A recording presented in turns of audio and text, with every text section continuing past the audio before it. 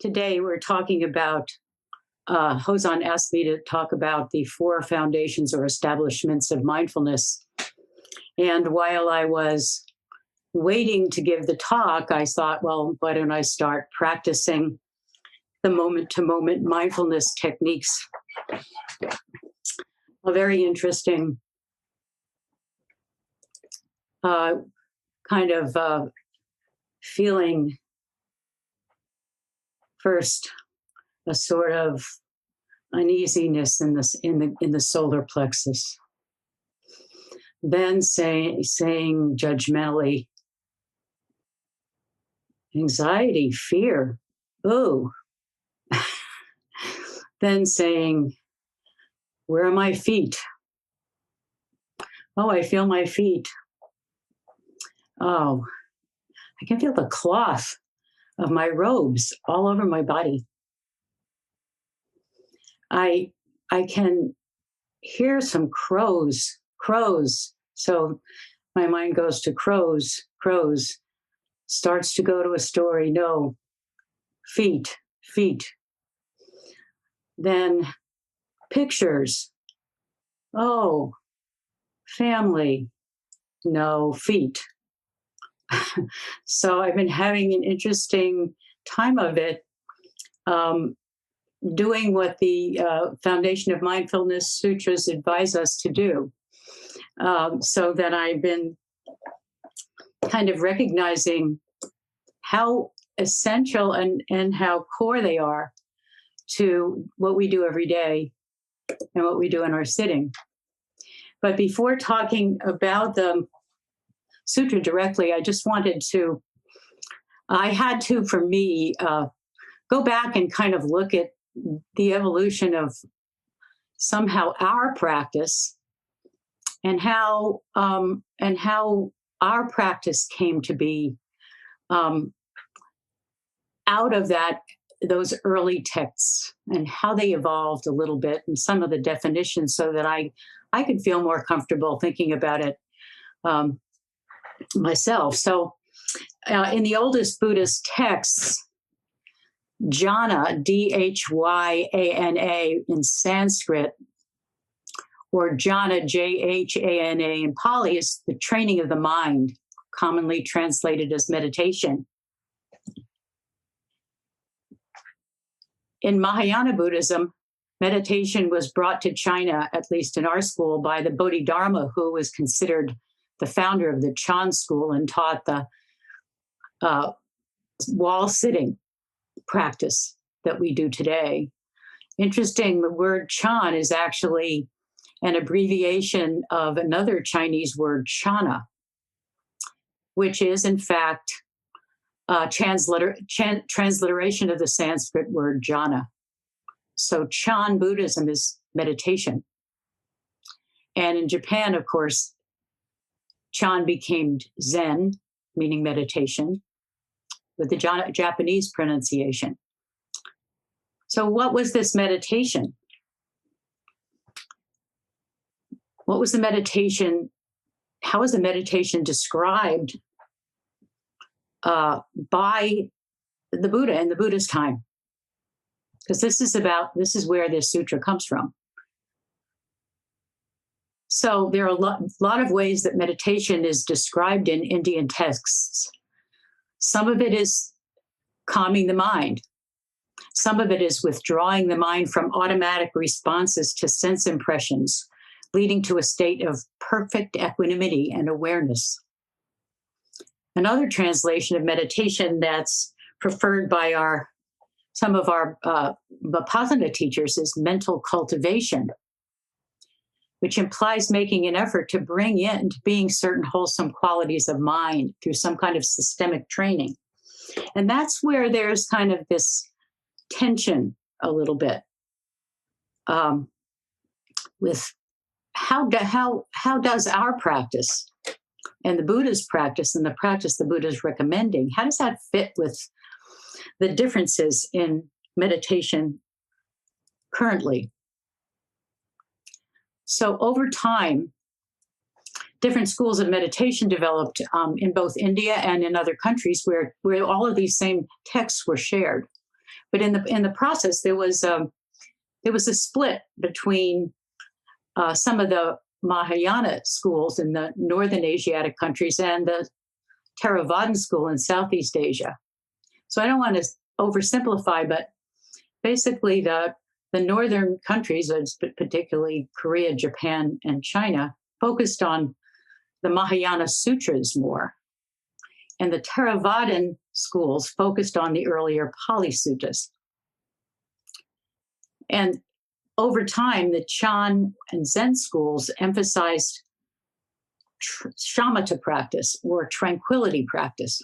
And the Theravadins focused on vipassana or insight practice. So I wondered, what did the Buddha say, right? So in the Pali Canon, the Buddha mentions shamatha and vipassana meditation practice, but not as separate. The Buddha considered them to be two qualities of mind that both would be developed during meditation, with shamatha being more calm abiding, which steadies, composes, settles the mind, concentrates the mind. And vipassana as insight, which enables us to see or explore or discern more the workings of the skandhas, to look beyond the awareness and the naming to the mechanisms underneath.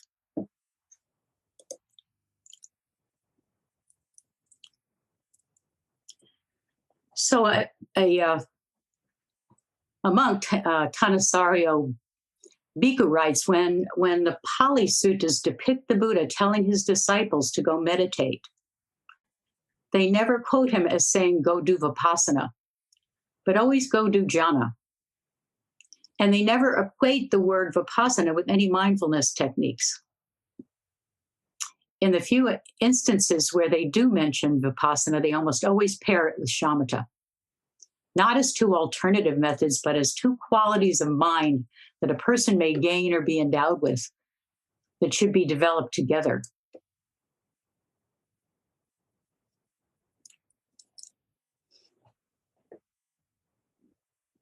In our Japanese tradition, we say that the heart of our practice is zazen. In Japanese, za means seat and zen means meditation. So zazen is simply seated meditation. It doesn't say anything about the kind of meditation. In the Fukan Zazengi, Dogen calls our practice, and we've studied this practice period, shikantaza, which is defined variously as just sitting, single-pointed concentration, resting in a state of brightly alert attention that is free of thoughts, directed to no object and attached to no particular content. Suzuki Roshi, and not always so, just simply says shikantaza is just being yourself, sitting without expectation, without moving in each instant, concentrating on each inhalation, each exhalation. Calmness of mind is beyond the end of your exhalation. But in a recent commentary by Uchiyama Roshi,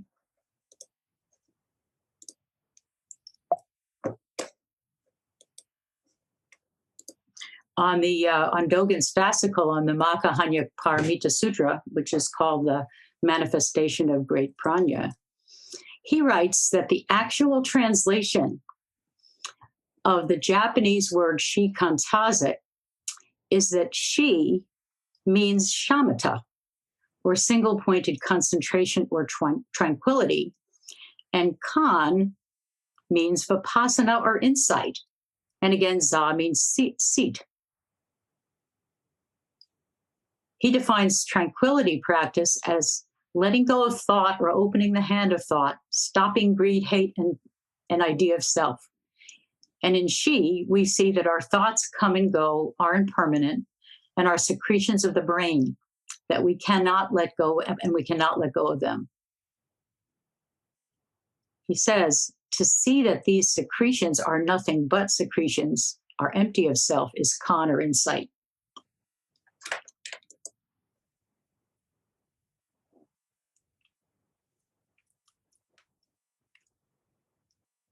So what I'm seeing is that when the Buddha talked about meditation in his early talks, he talked about both of these not as separate, but as complementary practices. This shamatha practice of abiding and concentration, and vipassana practice of observing the way that things work. There's another old sutra that I came across, the Sutra of the Four Ways to Arhatship, where Ananda says, using calm abiding insight in one of three ways people attain arhatship. They develop calm abiding mind and then insight. That's one way. The second way is they develop insight and then they evolve calm abiding mind. And the third way is they developed calm abiding mind and insight in tandem.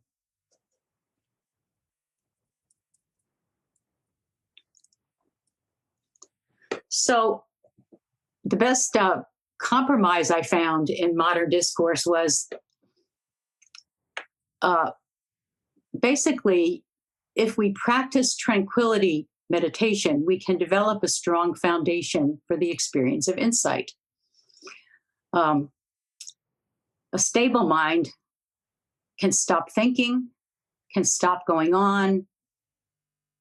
It can abide in stillness and clarity, and it enables us to stay with the breath, to stay with bare awareness and be fully awake. And the more that we do that, the more that we see.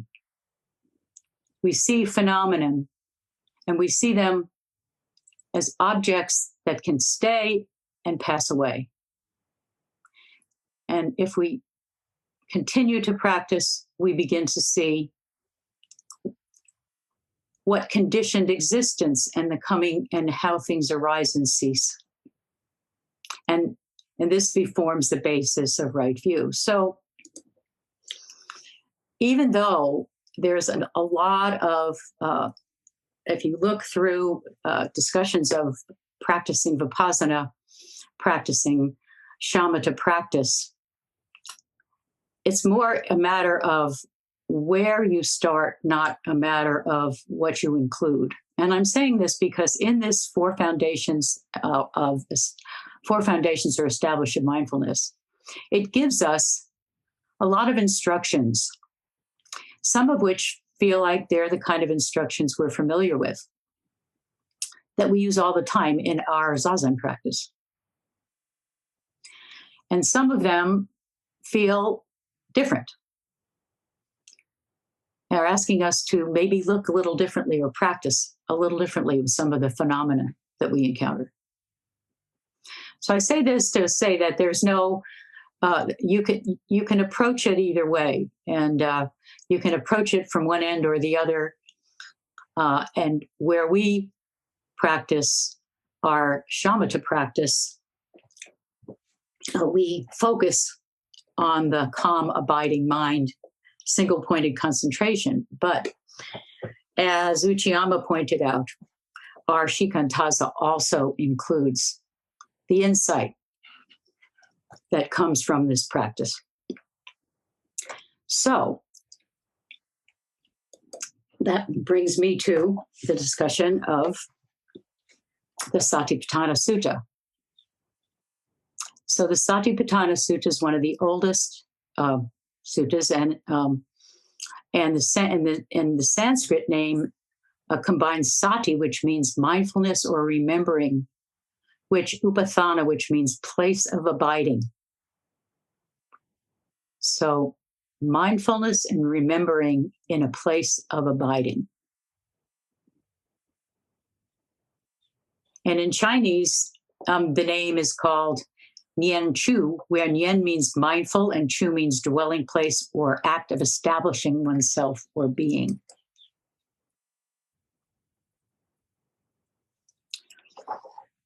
For our Vipassana colleagues, this sutra is considered root that the practice of Vipassana is considered rooted in this particular discourse. This is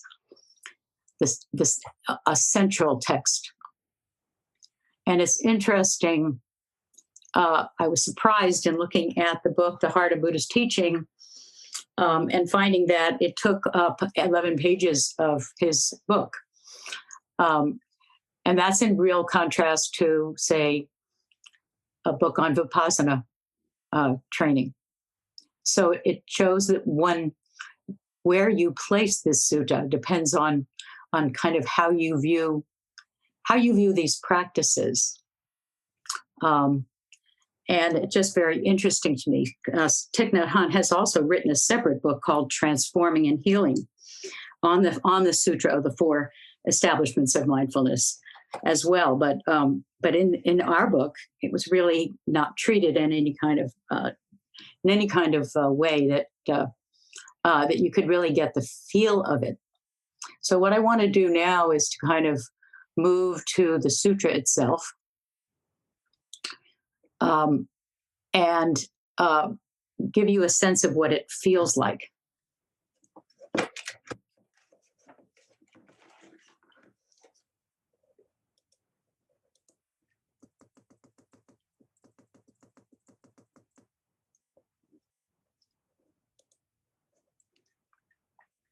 So I'm first going to read the first part of the sutra.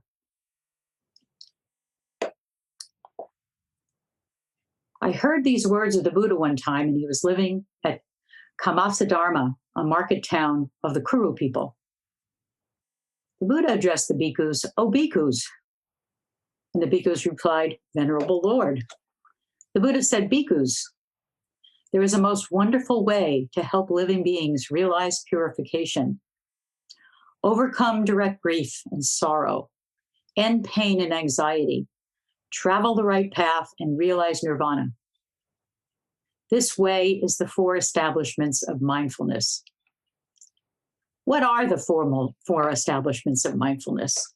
Bhikkhus, a practitioner remains established in the observation of the body in the body, diligent, with clear understanding, mindful, having abandoned every craving, every distaste for this life.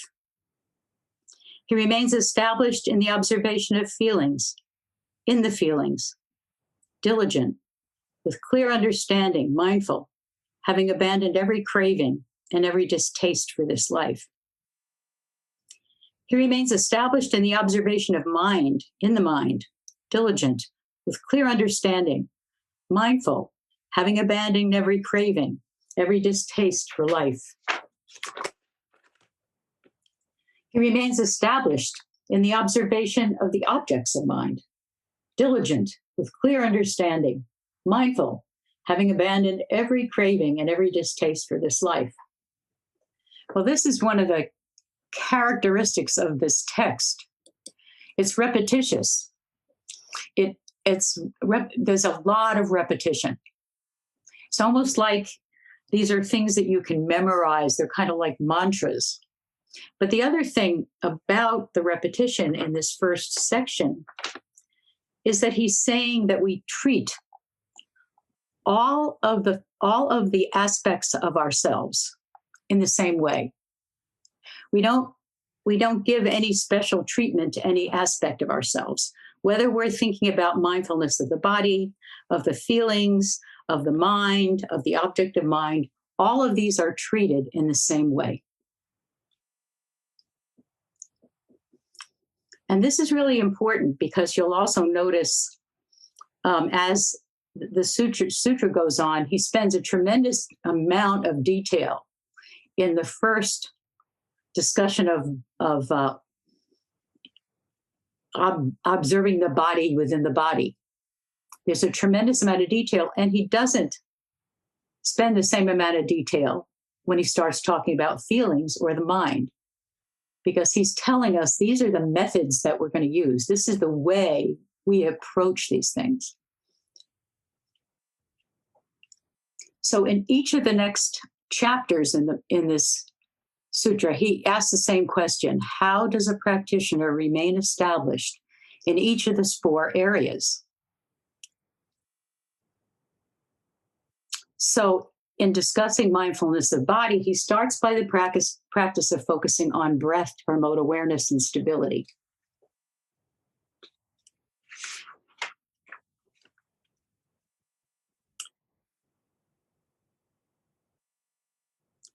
And he gives 2 examples. He goes to the forest, to the foot of the tree, to an empty room, sits down cross-legged in the lotus position, holds his body straight, and establishes mindfulness in front of him. He breathes in, aware that he is breathing in. He breathes out, aware that he's breathing out. When he breathes in long breath, he knows I'm breathing a long breath. When he breathes out a long breath, he knows I'm breathing out a long breath. When he breathes in a short breath, he knows I am breathing a short breath. When he breathes out a short breath, he knows I'm breathing out a short breath. And then he has a refrain. He uses the following practice. Breathing in, I'm aware of my whole body. Breathing out, I'm aware of my whole body. And then breathing in, I calm my body. Breathing out, I calm my body. So the first part of this, he gives us the instruction of how we use breath with our body.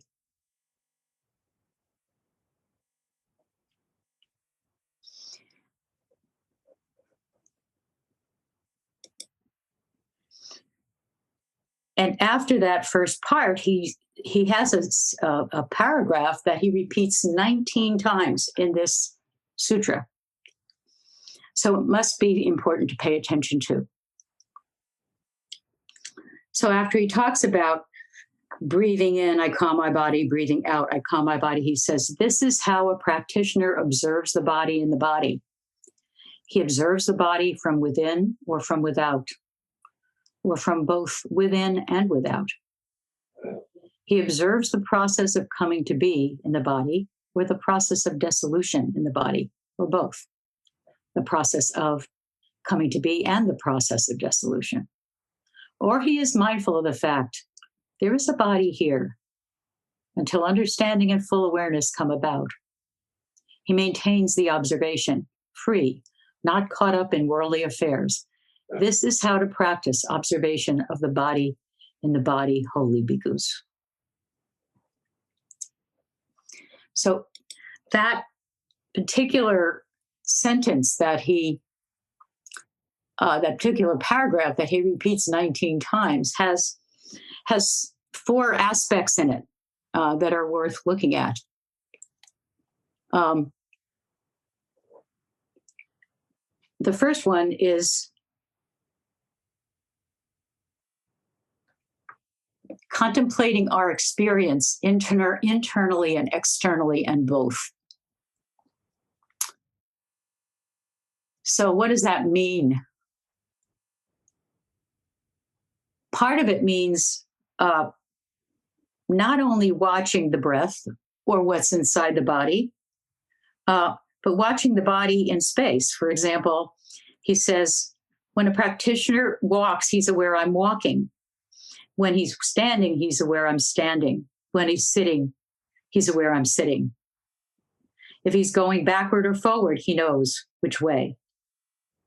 He has full awareness of each action. So there, the body is looked at as a form in the world, acting in the world, and needs to be paid attention to. And we need to watch the body in motion as well as the body in meditation.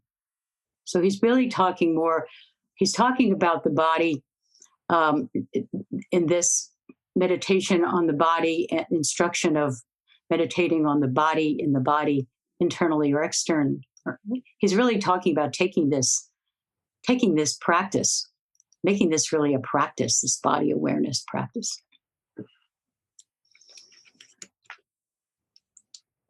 The other thing he brings up in this same way of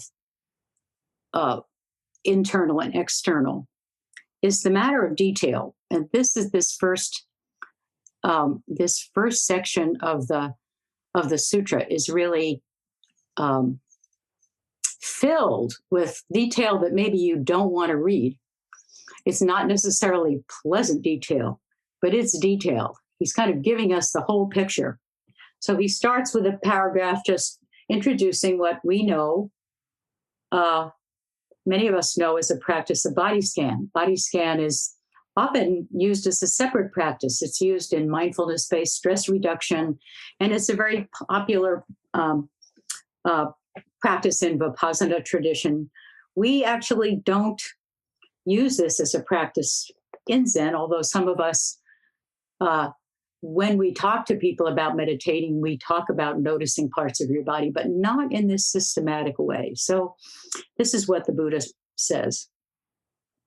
Further, the practitioner meditates on his very own body from the soles of the feet upwards, and then from the hair to the top of the head downwards.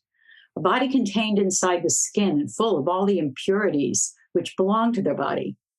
Here is the hair of the head and the hairs on the body, the nails, teeth, skin, flesh, sinews, bones, bone marrow, kidneys, heart, liver, diaphragm, spleen, lungs, intestines, bowels, excrement, bile, phlegm, pus, blood, sweat, fat, tears, grease, saliva, mucus, synovial fluid. He says, without seeing the body in this way, we can't know the body.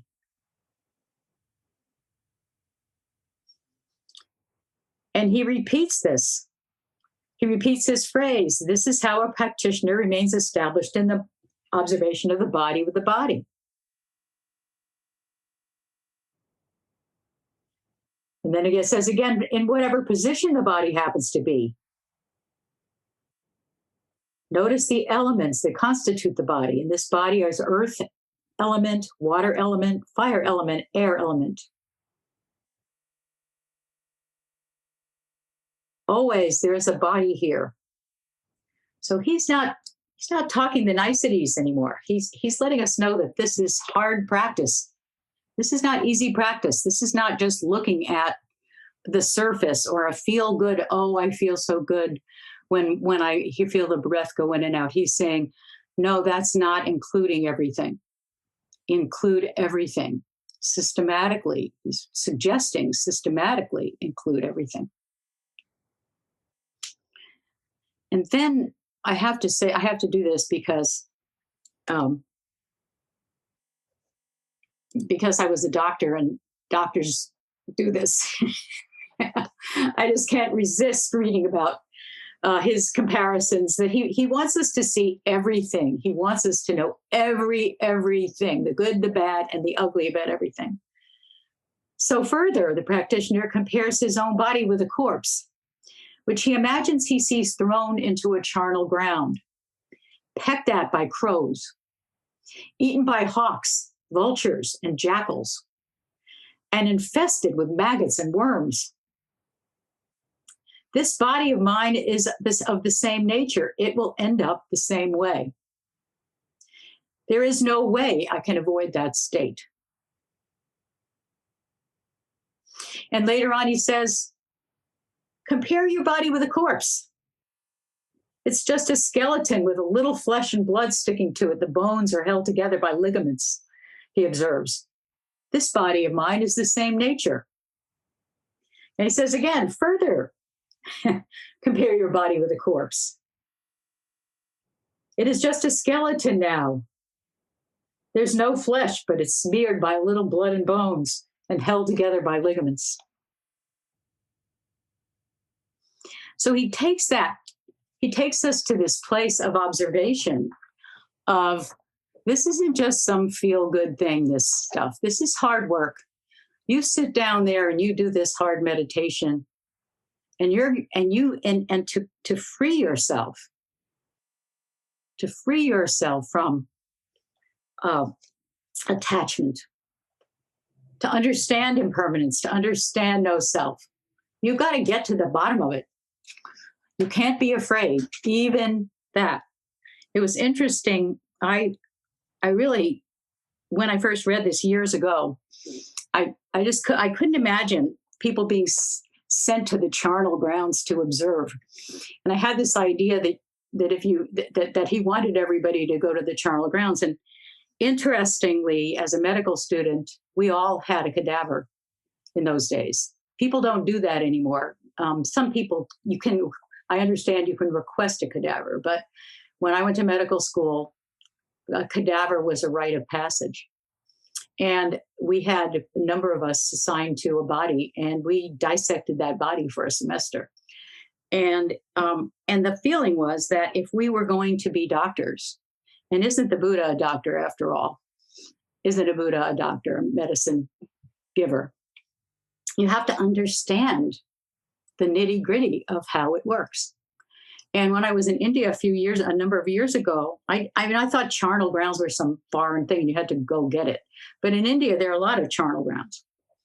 And because they cremate everyone and they have ceremonies and they have these charnel grounds. And I remember seeing one on the banks of the Ganges, and there were piles of wood and bodies and which shrouded, and then some of them had people around them, and some of them were having ceremonies.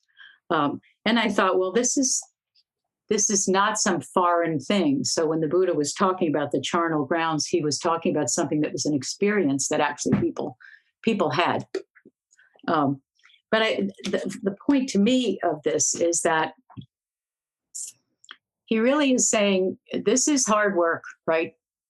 And in this, if you want to learn about impermanence, which is our core of our teaching, you have to really be able to look at impermanence. You have to look it in the eye, even when it's not pleasant. You have to just be and use the same mindfulness, the same breathing out and breathing in, the same sentence that he repeats over and over again. This is how a practitioner remains established in the observation of the body and the body. Observation of the body from within and from without. From both within and without, he remains established in the observation of the process of the coming to be in the body, or the process of dissolution of the body, or both the process of coming to be and the process of dissolution. Or he is mindful of the fact there is a body here. So he's kind of repeating this and saying, I really mean this, folks. I'm not giving you a lightweight version of it. So the other thing that comes from the way he keeps on repeating the same phrase is the idea of moment to moment. Moment to moment. So when he talks of things, he's talking moment to moment. So when he says, for example, when a practitioner walks, he's aware of I am walking. When he's standing, he's aware I'm standing. When he's sitting, I'm sitting. When he's going forward, I'm going forward. When I bend, he knows he bends. He just says bends. Or he says forward, backward, full awareness in each moment. So that's the third aspect of working with mindfulness of the body. And there's a kind of phenomena that he does that is done a lot in Vipassana, which has a name for it, which is called a technique of mental noting. It uses a word or a short phrase to acknowledge what is arising. And so a mental note can be a label like happy, sad, or in, out, thinking, heaviness, restlessness. It's just noting what's going on in that moment. And noting it actually gives it some some uh, some way that it makes an impact just by noting it in your mind. That means you've got it. You've got it. You've got each moment by noting each moment. This isn't something you can walk around doing, obviously, but you can do it. When I was sitting here wondering, before the lecture, I was doing that.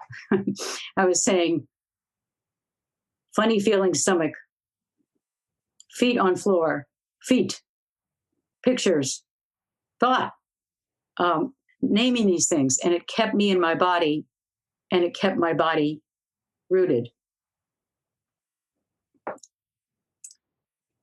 So the fourth aspect of that paragraph that he keeps on repeating over and over again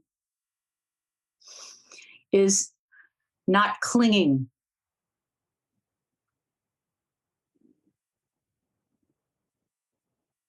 It says, there is a body here until understanding and full awareness come about. He maintains the observation free, not caught up in worldly consideration. So he's telling us that we cannot cling when with these moment-to-moment notings, this awareness of impermanence. We don't get caught up in any of the things that come up with us. We just let them go, which is what our instruction is for Zazen, right? Thoughts come, let them go. Feelings come, let them go. So then he goes on to talk about feelings. And the two sections on feelings are pretty much, have the same form and the same way that he deals with both, which is really interesting, thoughts and feelings. So he says, for example, when talking about feelings, whenever the practitioner has a pleasant feeling, he's aware, I'm experiencing a pleasant feeling. Whenever he has a painful feeling, he's aware, I'm experiencing a painful feeling. Whenever he experiences a feeling that is neither pleasant nor painful, he's aware, I'm feeling a neutral feeling. I'm experiencing a neutral feeling. When he experiences a pleasant feeling based in the body, he's aware, I'm experiencing a pleasant feeling based in the body. Same thing, when I'm experiencing a pleasant feeling based in the mind, he's aware, I'm experienced a pleasant feeling based in the mind. When he experiences painful feeling based in the body, I'm experiencing it. He's in the body. I'm experiencing a painful feeling based in the mind. When he experiences a neutral feeling based in the body, he's aware, I'm experiencing a neutral feeling based in the body. When he experiences a neutral feeling based in the mind, he's aware, I'm experiencing a neutral feeling. And then he repeats the paragraph again. And with regarding observations of the mind in the mind, he does the same thing. When his mind is desiring, the practitioner is aware, my mind is desiring. When his mind is not desiring, he's aware, my mind is not desiring. When he's hating, he's aware he's hating, and so forth. And then he repeats his paragraph. This is how a practitioner remains established in the observation of the mind from within and from without. He remains established in the observation of the process of coming to be in the mind, or the process of dissolution in the mind, or both the process of coming to be and dissolution. Or he's mindful of the fact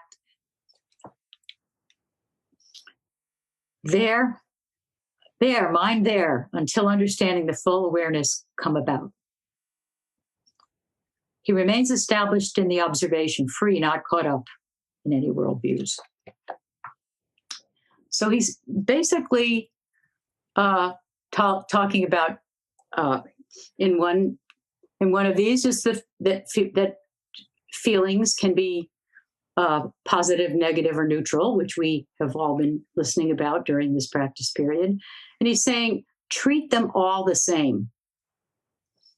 That's the work. Treat them all the same, and don't abide in them. recognize them, recognize their coming and going, recognizing their impermanence, noting the moment to moment, letting them go moment to moment. So section 5 is a little bit different, and I don't have a lot of time, so I will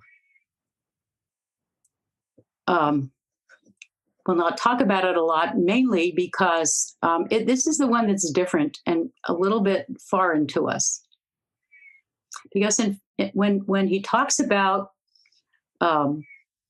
mindfulness of objects of the minds, it really includes everything: form, feelings, perceptions, and how we process them.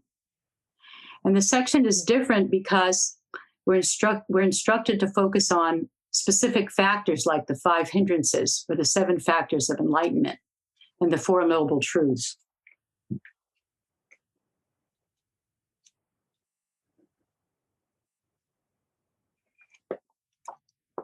This is how the practitioner remains established in the observation of the objects of the mind, in the mind, with regard to the 5 aggregates of clinging.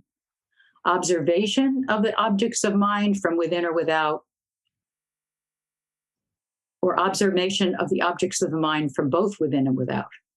He says the same paragraph regarding all of these, repeats that same paragraph over and over again.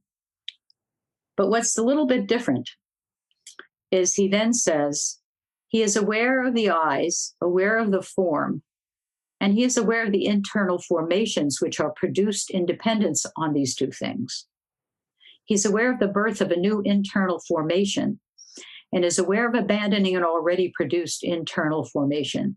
And he is aware when an already abandoned internal formation will not rise again. So this is where it's a little bit different for us. It's a little bit different. Generally, we instruct people to just pay attention to whatever arises, notice associations, but not look for particular objects or circumstances. And I feel a certain tension here. There's a tension here between simply being aware of how an object impacts the mind or mind consciousness and why it is so. Because it takes us a little bit from awareness of association to possibly attributing cause and effect. And then there's the danger that we might believe it. So, and as Zen students, how do we practice this? And in a way, he's suggesting that if I begin to see that any thing that comes to my mind, any formation that arises in my mind, comes through my consciousness. It comes through my senses, my feelings, my perceptions. It comes from my information from my from my ego consciousness.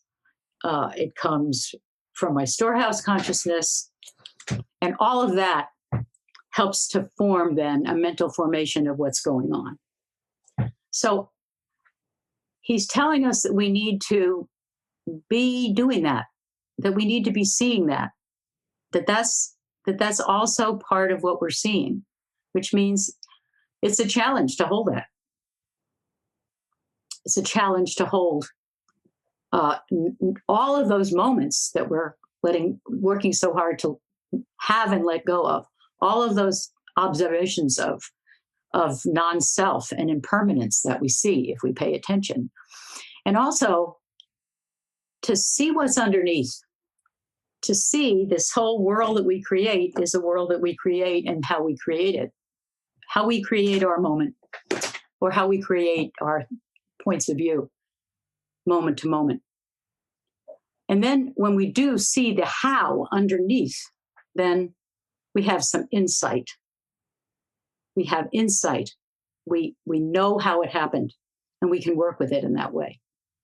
So I think that's what this last chapter is asking, but it's a little bit different from what we ordinarily talk about. So I'm interested what people think about that. So just to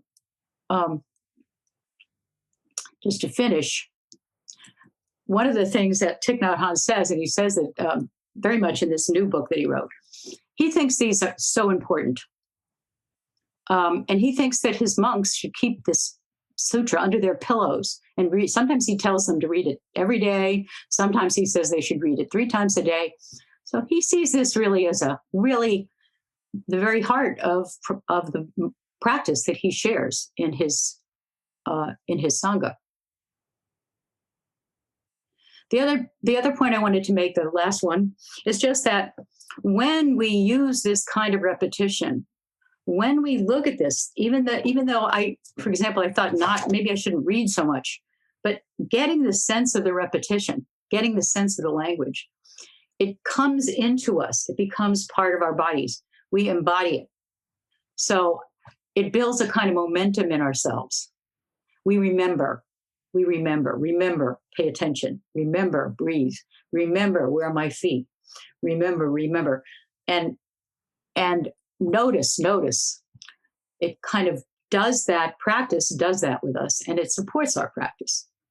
So I'm interested to see what other people have to say about that. Okay, so it's time for Q&A. Please raise your digital hand. You'll find it in the reactions box or in the participants box. Or you can send me a message in the chat. John, would you like to unmute yourself and ask your question? Hi, thank you so much for your talk.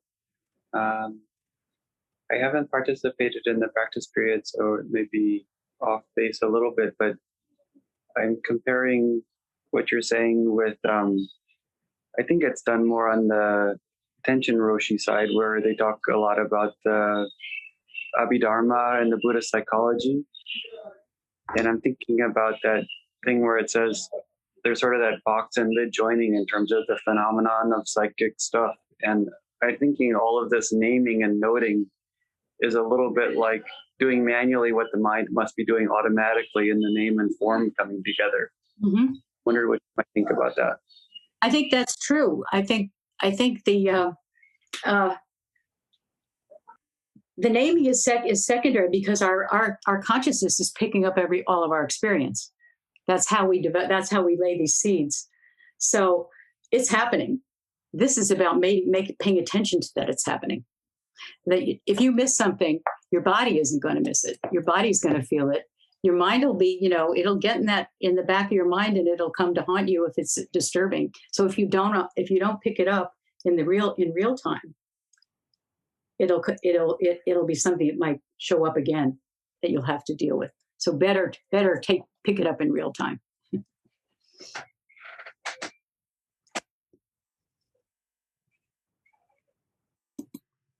Shalama, would you like to ask your question, please? Good morning. Good morning. I want to thank you for the fire. This information is for me right on time, because I today has been like a horrible day, kind of. I've been breathing and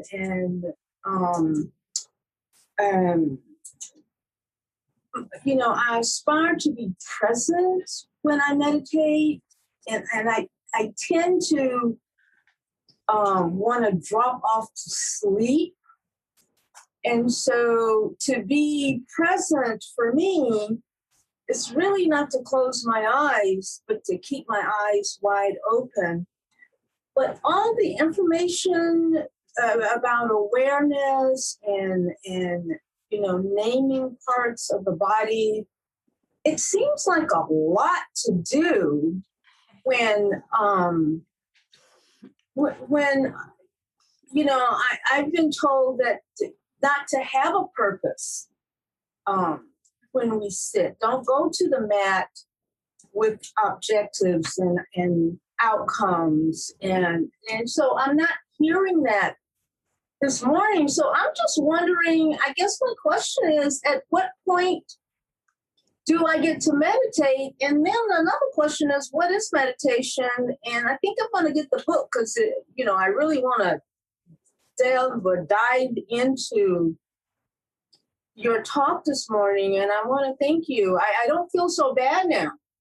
That I feel like it's like this morning has been right on time based on the information that you've given. So I totally appreciate that. And I hopefully the name of the book is in the chat so I can write that down.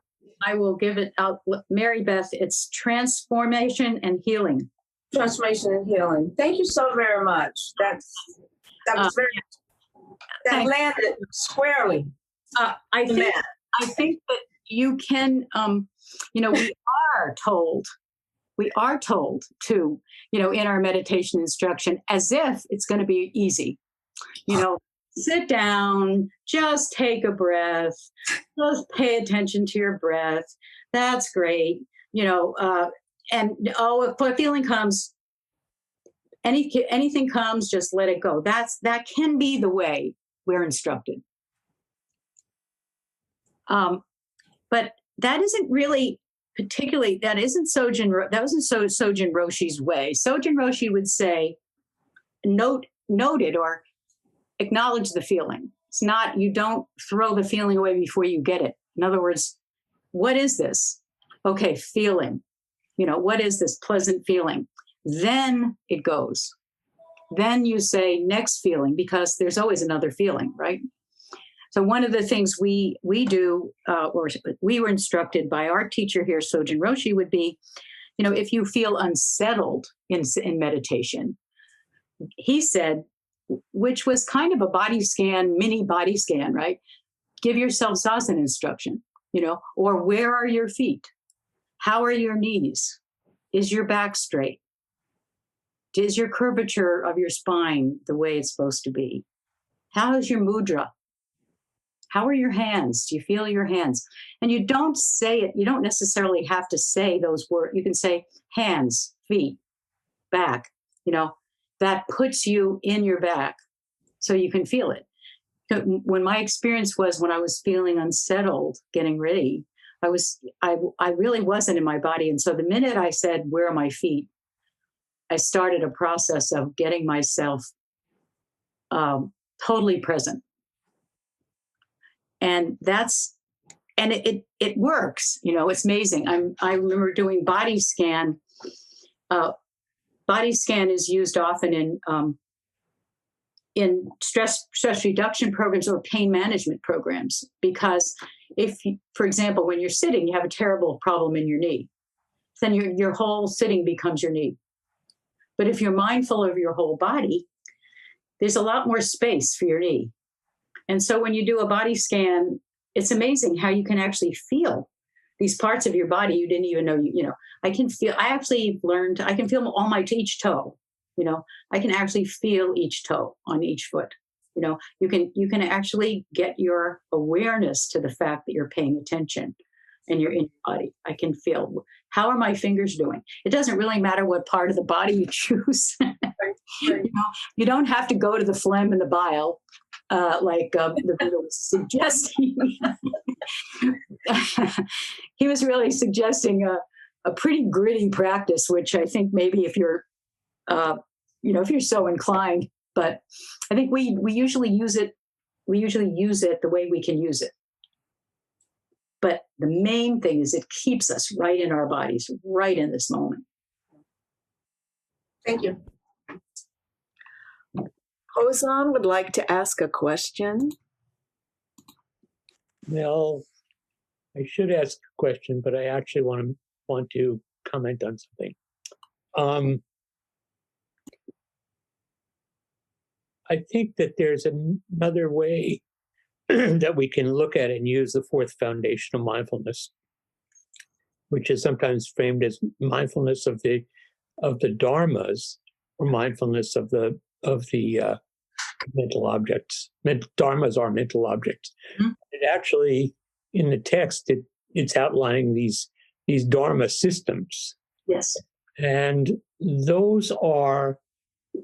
this is in contradiction, I think, to what has become our contemporary understanding of mindfulness as bare awareness or just seeing. And what Thich Nhat Hanh says is that mindfulness must be engaged. Once there is seeing, there must be acting. Otherwise, what is the use of seeing? So the fourth foundation, I look at them as lenses through which we look at things. That we are actively placing lenses in front of our eyes so we can see things differently. So we can see things not necessarily in our habitual way, but as according to our vow. And all of those systems, the Dharma systems that the Buddha names are, they're not just ways of looking at things, they point us towards changing ourselves, towards changing our minds. And that's the part of mindfulness that seems to have gone missing, I think, in the contemporary world. So does that fit at all with? Yes, yeah, no, that was what I was talking about, trying to say something like that with the last one. It is asking us to go beyond the formula that he laid out for all the others. He said, this formula, this is the formula. But he doesn't want us to apply the same formula to the fifth. He wants us to actually get something out of it that we use. Yeah. So you really need to go through the whole cycle. It's far into the way that most of us have been necessarily taught. Yeah. I mean, it's a whole cycle. And the end, that fourth foundation is very important. Yeah. And the other three give you a grounding for being able to do the fourth. Yeah. I mean, that's really where the insight comes. Yeah. And I think we shortchange the insight sometimes. Yeah. Thank you. Thank you.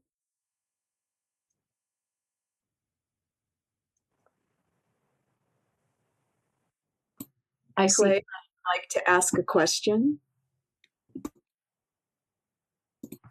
Yeah. Thanks for your talk, Gerry. Well, I find this kind of practice to be challenging and while I'm meditating on the cushion. And I'm wondering what you have to say about when you're not on the cushion and we're in the rest of our lives doing busy things, working, conversing, making decisions. And maybe that's good, like follow up to what Alan was just talking about in terms of action. Well, when he talks about these practices, he talks about them as if we're in motion too. Now, he says internal and external. So he's saying that basically that we be mindful, and this is a big thing for Sojin, that we actually treat everything mindfully, everything in our life mindfully. If you ever watch Sojin kind of handle a teacup or pour tea or anything, right? He was just meticulous about taking the way he took off his robe, the way he folded it. So he's encouraged us to kind of bring this mind of paying attention and being present every moment to whatever. And so and in this he says, if you're walking, note you're walking. If you're bending, note you're bending. I mean, if you note you're having an experience or a feeling because of something that's been said to you, you pay attention. You say pleasant, unpleasant, neutral. Not necessarily that, but you do note it, and you don't clutch it and do you hold it the way you would hold anything else, rather than get caught in the kind of things that we might have a tendency to get caught in. But I was finding that it was easier for me to be mindful. I found myself very comforted during the pandemic with doing simple chores repeatedly every morning in a certain way. So I would take the dog, walk down, turn the alarm off, go over, turn a certain light switch on the coffee, go in another room and put the heat up. I had this like a ritual that I did, and it was very comforting. And I was very aware,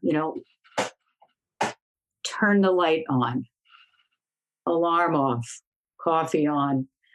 And it meant that I didn't spill as many things. I kind of forget as many things, if I had to bring the sweetener to the coffee or the milk or whatever. I was just saying, okay, milk for coffee. And it was amazing. I just can't live like that all the time. But it was a very interesting practice, which I did during the pandemic, which I found very useful. So I think they are useful in our daily life, especially if you notice yourself being torn around and getting caught unprepared, or, being sideswiped or whatever they call it. All of a sudden if you don't pay attention to things that are getting to you during the day, they'll get to you another way. That's what somebody was talking about. It's going to get you if you don't pay attention to it. You will pay attention to it at some point. Yeah. Thank you. This will be the final question. Blake asks, Gerry, wonderful talk. Could you explain the refrain, the body within the body?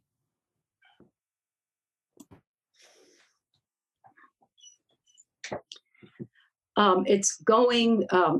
What it is it's going into the body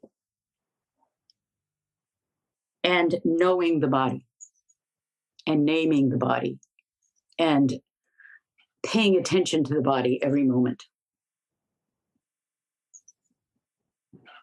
So there's a body floating about, and inside it are all kinds of parts, all kinds of feelings, all kinds of thoughts. But if we were just paying attention to the body within the body, we're paying attention to what the body does, how the body moves, how the body works inside. That's what he's talking about. We really have to pay attention to what's going on here. We have to know this body inside out.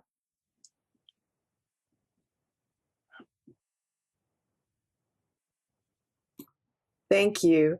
We'll now chant the Bodhisattva vows, which I have placed in the chant. Please stay muted for this.